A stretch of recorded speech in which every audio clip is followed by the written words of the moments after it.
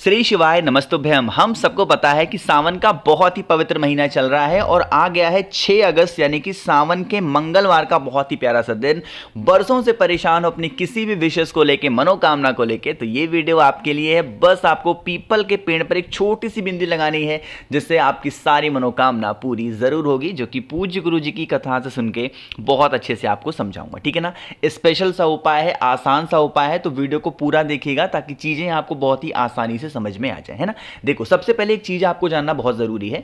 जो मंगलवार सावन के महीने में पड़ता है उस मंगलवार को मंगला गौरी व्रत के नाम से जानते हैं और वो दिन मां पार्वती को समर्पित होता है। ठीक है ना।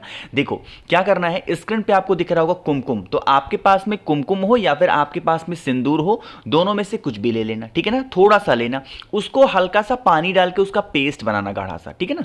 बनाने के बाद में एक तांबे का लोटा ले लीजिएगा, उसमें जल भरिएगा अपने घर से, उसमें मन हो गंगा जल डाल दो, मन है गंगा जल मत डालो, कोई दिक्कत नहीं है। और सीधा आपको पहुंचना होगा पीपल वृक्ष पे। ठीक है ना, चाहे आप सुबह पे चले जाओ, चाहे आप शाम को जाओ, कभी भी जाओ, कोई दिक्कत नहीं। ठीक है ना, तरीका समझेंगे। देखो, सबसे पहले आपको वहां पर पहुंच करके मैंने आपसे कहा है कुमकुम या फिर रोली की आपको पेस्ट बनानी है ना, बताया है। आपको उसी पीपल के पेड़ पे अपने परिवार की अच्छी कामना के लिए, उनके स्वास्थ्य की कामना के लिए, तरक्की के लिए 5 बिंदियां लगानी होगी पीपल के जड़ पे। कहां पे लगाओगे? पीपल पेड़ का जो पेड़ होता है ना, उसी पे आपको 5 बिंदियां लगानी है, कुमकुम से या फिर आपको उससे सिंदूर से। ठीक है। जो बिंदियां लगाओगे वो किसके नाम से लगानी है? यहां पे बजरंग बली का एक और स्वरूप माना जाता है जो कि है बालाजी का, तो बालाजी के नाम से 5 बिंदी लगाना। ठीक है ना, बिंदी तो आपने लगा दिया। अब आपके पास में तांबे के लोटे में जल है कि नहीं है? उस जल को आपको पूरा समर्पित नहीं करना, ध्यान रखिएगा। आधा जल आपको समर्पित करना है पीपल पेड़ की जड़ में पिपलेश्वर महादेव के नाम से। किसके नाम से चढ़ाओगे? पिपलेश्वर महादेव के नाम से। अपने उस तांबे के लोटे का जल, आधा जल चढ़ा देना पिपलेश्वर महादेव के नाम से, और बाकी का आधा बचा हुआ जल पहुंच जाना लेकर के महादेव के शिवलिंग के पास में, और वहां पर पहुंच करके कुंदकेश्वर महादेव के नाम से बाकी का जो बचा हुआ जल है आपके कलश में वो समर्पित कर देना। जो भी आपकी तकलीफें होंगी, जो भी आपकी प्रॉब्लम होगी, बहुत दिनों से अधूरी है, वो इच्छाएं पूरी जरूर होंगी। ठीक है ना। बस थोड़ा सा ध्यान रखिएगा, यहां पे क्रम को याद रखिएगा। जब आप आधा जल महादेव के शिवलिंग पे समर्पित करेंगे तो कुंदकेश्वर महादेव का नाम लेंगे। जब उस आधे जल को पीपल पेड़ की जड़ में समर्पित करेंगे तो पिपलेश्वर महादेव का नाम लेंगे। और जब पीपल के पेड़ पे 5 बिंदियां लगाएंगे सिंदूर या फिर कुमकुम रोली से, तो आपको बालाजी का ध्यान करना है। इसीलिए कह रहा हूं कि वीडियो को पूरा देखा करिए और सही ढंग से उपाय किया करिए, तब जाकर के आपको फायदा मिलेगा। वरना बहुत लोग कहते हैं भैया इतने दिन से उपाय कर रहे हैं, कोई फायदा नहीं मिल रहा है। जब उपाय ढंग से करोगे, ठीक से करोगे, विधि विधान से करोगे, तो आपको बहुत जल्दी उसका रिजल्ट देखने को मिलेगा। ठीक है ना। पहले उपाय की बात हो गई है, आगे बढ़ते हैं सावन महीने के मंगलवार पे मंगला गौरी व्रत पे करने वाले दूसरे उपाय की।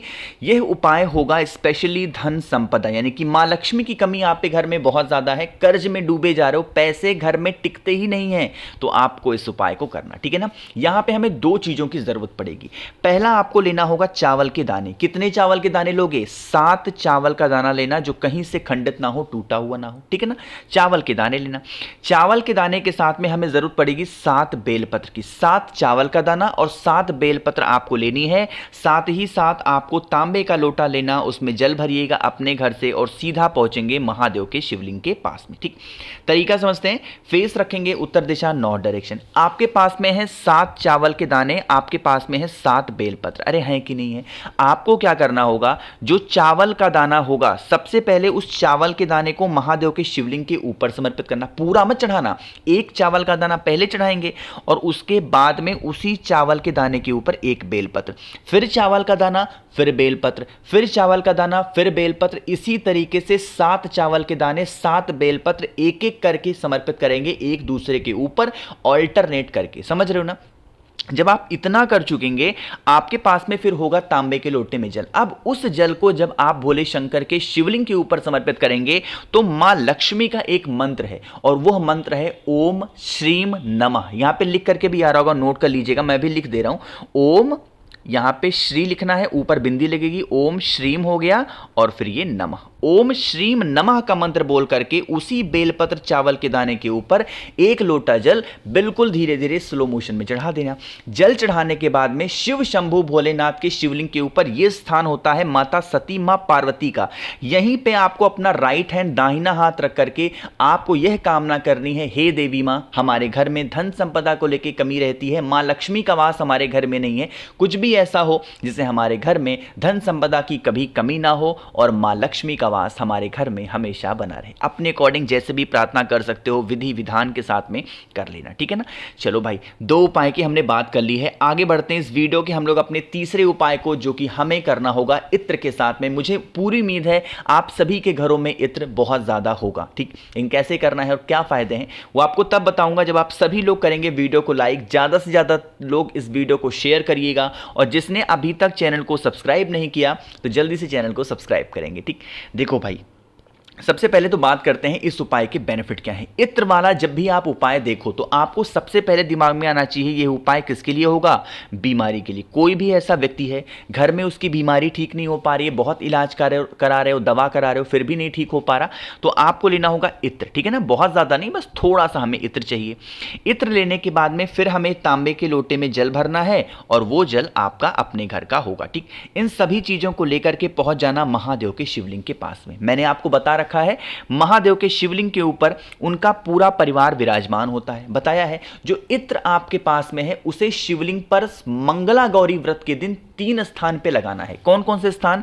सबसे पहले भोले शंकर की सबसे छोटी पुत्री मां अशोक सुंदरी के स्थान पे इत्र की 1 बिंदी लगा देंगे, ठीक, लगा दिया। दूसरा स्थान होगा भोले शंकर के शिवलिंग पे ही जो कटी भाग होता है वही होता है मां सती मां पार्वती का स्थान, तो दूसरी बिंदी वहां पे।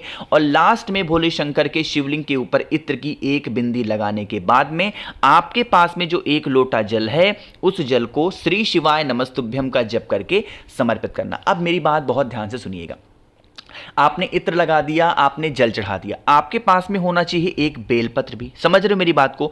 बेलपत्र लेना, जल वगैरह समर्पित करने के बाद में जो भी व्यक्ति घर में आपके बीमार है, बरसों से उसकी बीमारी ठीक नहीं हो पा रही है, उस व्यक्ति का नाम और गोत्र बोल करके उस एक बेलपत्र को महादेव के शिवलिंग के ऊपर अवधूतेश्वर महादेव के नाम से अगर आप समर्पित कर देते हैं तो उस इंसान की जो बीमारियां होंगी, जो तकलीफें होंगी, वो सारी तकलीफें खत्म जरूर हो जाएंगी, ठीक है ना। भूलना नहीं किसी को, हर व्यक्ति को, हर इंसान को इस उपाय को जरूर करना है। तो 3 उपाय की तो हमने बात कर ली है। आगे बढ़ते हैं अब इस वीडियो के हम लोग सबसे आखिरी और बहुत ही छोटे से उपाय की, जो कि आपको जरूर करना चाहिए, ठीक है ना। मन है सुबह कर लेना, मन है शाम को करना। यह उपाय स्पेशली बताया गया है कर्ज मुक्ति के लिए। चाहे वो कर्ज आपका बैंक से लोन हो, चाहे आपका कुछ चीज से पैसा वापसी नहीं हो पा रहा या फिर आप वापस नहीं कर पा रहे हो, उसके लिए हमें एक पीपल के पत्ते की जरूरत पड़ेगी। सिर्फ एक पीपल का पत्ता लेना, ठीक। उस एक पीपल के पत्ते को लेकर के पहुंच जाएंगे वट वृक्ष के नीचे। पीपल का पत्ता लेके बरगद पेड़ के नीचे जाना है। समझ रहे हो मेरी बात को? अब क्या करना है, उस पीपल के पत्ते को ऐसे बरगद पेड़ के नीचे रखना, जैसे मैंने रख दिया आपने भी। आपके पास में होना चाहिए थोड़ी सी मिट्टी, ठीक। मिट्टी कैसी होगी? वट पेड़ के नीचे की ही मिट्टी उठाना और एक यहां पे शिवलिंग का निर्माण करना है। पूरा जलाधारी वगैरह नहीं बनाना, सिर्फ ऐसे लिंग के फॉर्म में एक शिवलिंग बनाना, ठीक है ना। बना दिया, बनाने के बाद में आप उनकी पूजन करेंगे वटकेश्वर महादेव के नाम से। जो भी चढ़ाना वगैरह हो, जल वगैरह, दूध दही, जो कुछ भी आपको समर्पित करना है समर्पित कर देना। और उसके बाद में फिर इस पीपल के पत्ते को वहां पर वट पेड़ के नीचे ही वटकेश्वर महादेव के नाम से अगर आप विसर्जन कर देते हैं, उस व्यक्ति का नाम लेके जिसकी वजह से आपकी कर्ज की समस्या खत्म ही नहीं हो पा रही है, बहुत दिनों से परेशान हो, बस ध्यान रखना है आपको वहां पे वटकेश्वर महादेव के नाम से इन सभी उपाय को करना है। पीपल के पेड़ को पीपल के पत्ते को लेके आना है बरगद पेड़ के नीचे और वहां पर रख करके उसकी मिट्टी से आपको एक लिंग का फॉर्म करना है और उसके बाद में सारी पूजन आपको कर लेनी है। करके देख लीजिएगा इस उपाय को, आपके घर में कभी कर्ज को लेके कोई समस्या नहीं हो सकती। तो मैंने कोशिश की आप सभी को सावन महीने के मंगलवार को करने वाले स्पेशल से उपाय को समझाने की, जो कि इस दिन को मंगला गौरी व्रत के नाम से भी जाना जाता है। तो वीडियो पसंद आई हो आप सबको तो लाइक जरूर करिएगा। कुछ पूछना है, नहीं समझ में, बिल्कुल परेशान ना हो, नीचे कमेंट सेक्शन में पूछिएगा, मैं पूरी कोशिश करूंगा रिप्लाई करने की। मेरे जितने भी भाई बहन आवाज मेरी पहली बार सुन रहे हैं, चैनल को जरूर सब्सक्राइब करना है। श्री शिवाय नमस्तुभ्यम।